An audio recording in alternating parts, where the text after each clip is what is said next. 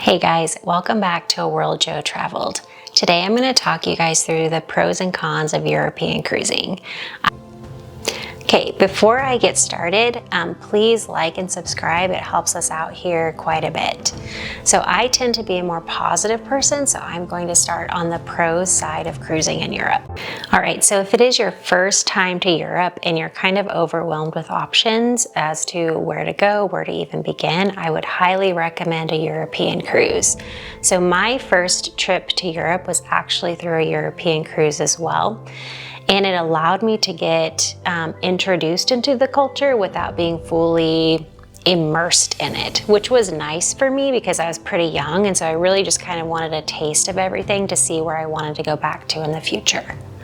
So cruising also allows you to see many countries and many cities in a short period of time.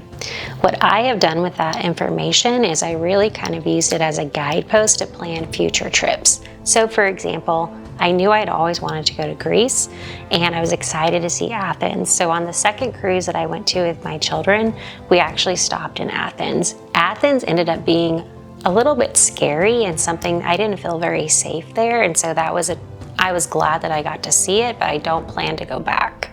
So cruising, the ability to cruise and see multiple countries is a lot cheaper than actually having to fly to each of these countries or take trains and pay for lodging and meals in these other countries. So that is one major pro to cruising, is that it is a lot cheaper. Another pro is that they do have childcare. So if you are taking your children to Europe and you're going on a cruise, I would say that's definitely a good option because there is built-in childcare that you can trust on those cruise ships. Another pro is if you are traveling with extended family and you may not want to stay in the same room as them or the same home as them, you have different spaces to stay. That can be a great positive. Also, you can, on a cruise ship, you can decide if you want to eat dinner together or if you want to, maybe you need some time by yourself, you've got a place to go. So for me, being introverted, that is a huge plus for me. So I realized that on a lot of cruises, it was going to be short stints in many locations, which I was fine with. But I kind of looked at it from a different lens to say, where do I want to go and spend much more time? So for example, I went to Florence, Italy on a cruise. My first cruise stopped in Florence and I was there for 2 hours. That was not nearly enough time. And so in the future, I opted to stay there for actually a week, but I knew because of the cruise that I wanted to spend a lot more time there. On the alternate of that too, cruises can show you where maybe you don't want to spend a lot of time. So for example, for me, I went to Athens with my children and I didn't feel very safe there. I was glad that I got to see it. I got to see the Acropolis, got to take pictures up there and everything, but I was glad when I could leave and go back to the cruise ship. So you can look at it from multiple different lenses. Another pro of cruising is the fact that your luggage stays in one spot. This is super convenient, especially if you're trying to navigate a bunch of trains and you have small children as well as many suitcases with you. So when you're on a cruise, it all stays in one spot. You get to get off, you get to enjoy the location that you're in and then get back on, and then your luggage just follows you.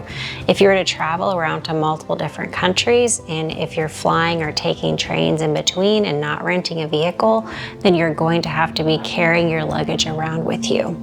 If this is your first time to Europe and you're planning to go on a cruise, I would say that that is a really good option.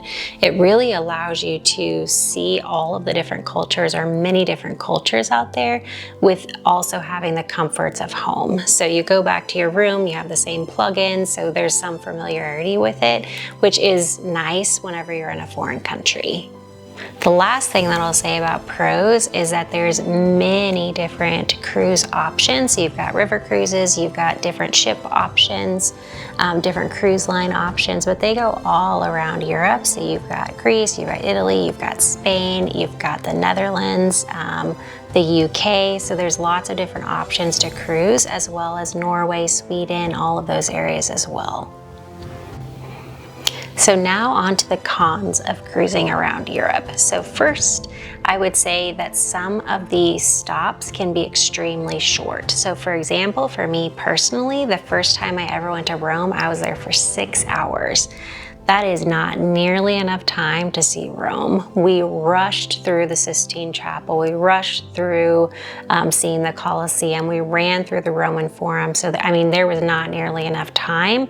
So just keep that in mind and really start to use that as a guidepost to say, okay, I only have 6 hours. Do I want to come back to the city and spend a lot more time there?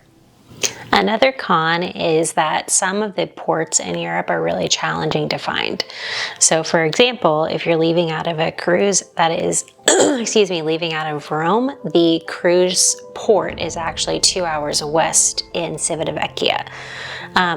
Also in Venice. So the port used to be in Venice for the cruises that leave out of Venice, but then now I believe they're leaving out of Ravenna, which is 2 hours south of Venice.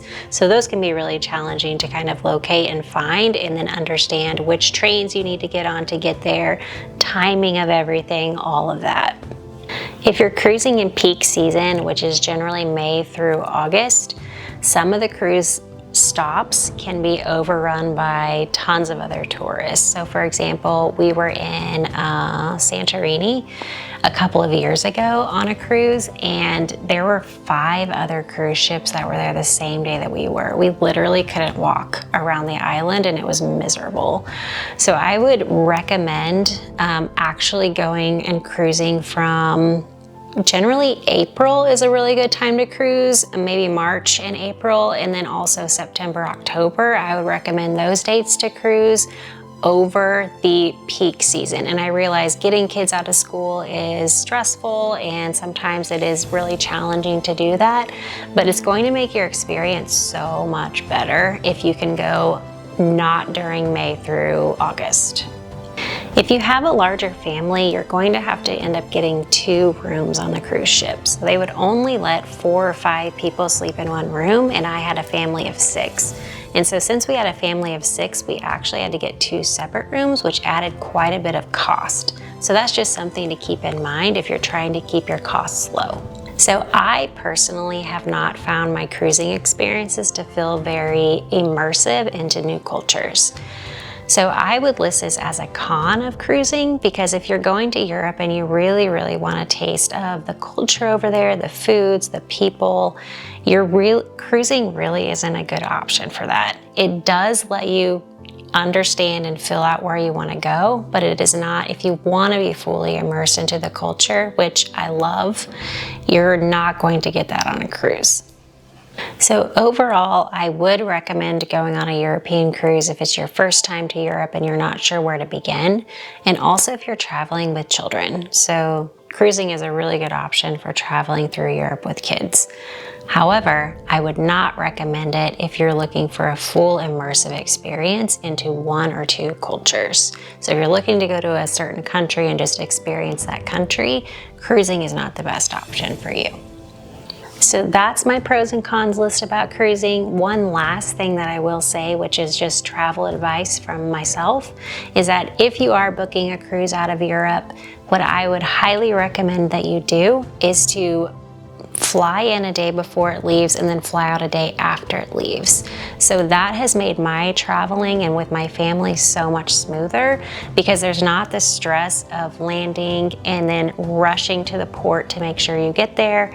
And then same on the back side of the cruise, you're not leaving the cruise ship and immediately trying to get to the airport and potentially missing your flight, but you've still got time to stay a night in maybe a big city like Rome, seeing some things, and then leaving the next day. But just that will help with all of the kind of stress of getting off the ship and getting onto the ship. That's all I've got for today. I hope you guys find this useful. Please subscribe. Tell me in the comments what you think below. See you next time.